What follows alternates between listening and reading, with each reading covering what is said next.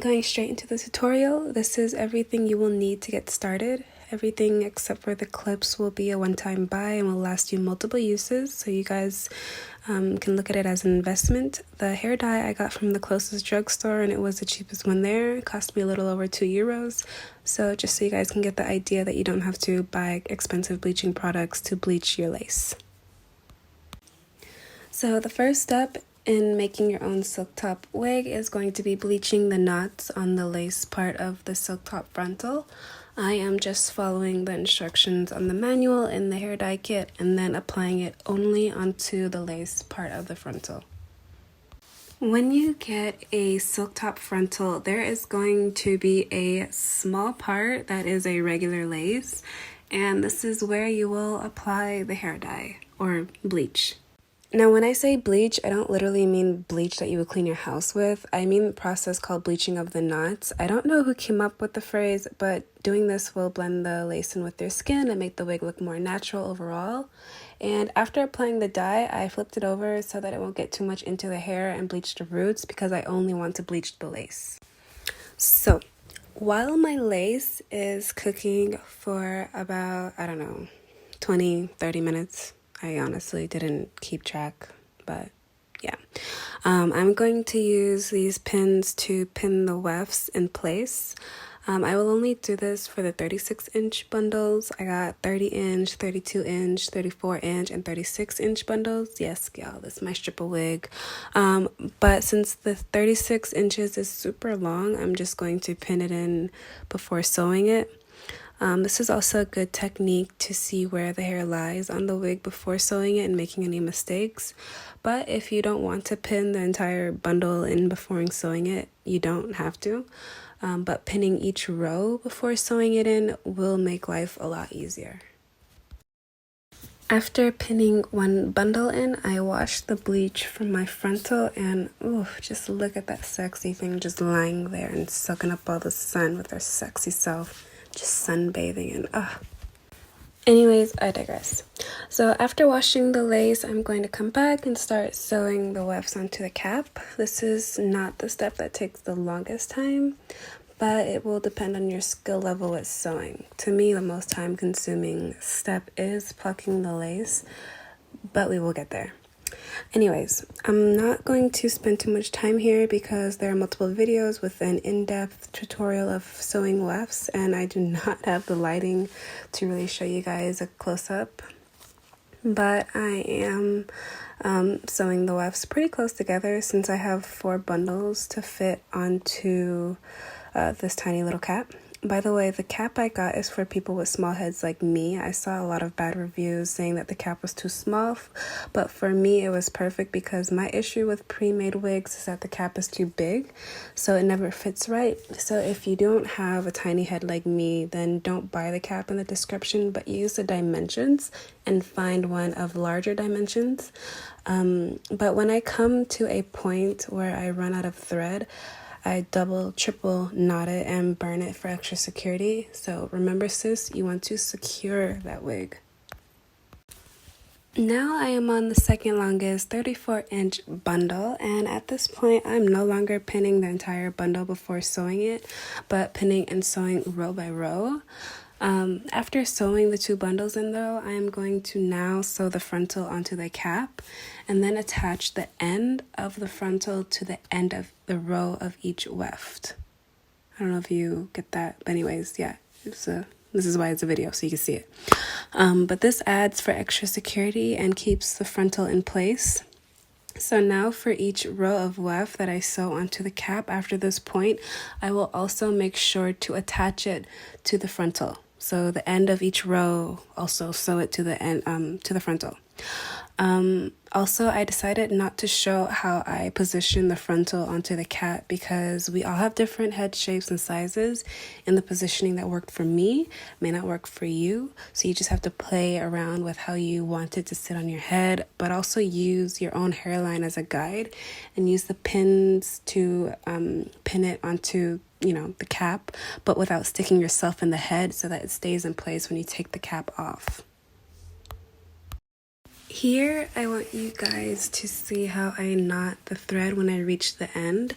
To make sure it won't unravel or go anywhere, I put one strand through the threading of the weft and then double, triple knot and burn it to make sure it is secured. I am now just replicating what I did on one side of the frontal to the other side and sewing it onto the end of each row. I sew the ends of the frontal before any other part of the frontal because this way it will stay in place, and by attaching the ends of the frontal to the wefts, it will keep it tight.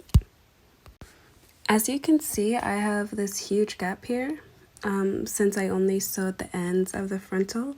So the next step would be to sew this part of the frontal onto the cap and then continue sewing the rest of the bundles in, but at the same time making sure that I also sew the ends of the wefts onto the frontal so that there aren't any gaps. By the way, I did not mention this before, but I do not cut the wefts when sewing the bundles in. When you cut each row of weft, it will lead to a lot of shedding. So to avoid this, just fold the weft over and continue a new row. Here, I just wanted to show you guys a close-up of what my sewing looks like. I sew knots about 1 inch apart. I don't make knots so close where it takes me forever to finish, but I also don't sew them so far apart where there's room for the wefts to be moved. So I just fast forwarded through the repetitive sewing because, like I said, there are way too many in-depth videos on YouTube of how to sew wefts onto a wig cap. But here I want you guys to see why I made sure to sew the ends of each row onto the frontal. As you can see, there are no gaps, and it's even quite hard for me to separate the hair to show you where each row ends and where the frontal starts. So this is a technique that worked really well for me and that you might find useful. After you finish sewing all the bundles in, you're going to then sew small areas of the frontal onto the cap so that when you run your fingers through your hair, girl, the frontal will stay secured. But you do not want to glue it in or anything like that because it won't last forever and it may seep through the cap or the frontal and mess the hair up. This is honestly the part that I hate the most because it takes the longest, and it is plucking. I already started so that you guys can kind of see the difference between why you should pluck your wig. It gives it a more natural hairline and makes it look less like a wig. But I mean, people are gonna know this is a wig regardless because ain't no way I go from bald headed to 36 inches overnight. But it's a thought that counts, you know?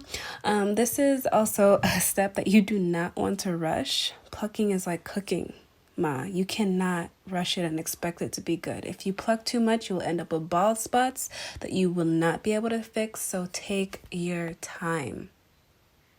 After plucking, the next step is to flat iron or curl or whatever you want to do to the hair, and since I'm assuming that we all know how to use hot hair tools, I'm not going to spend much time here.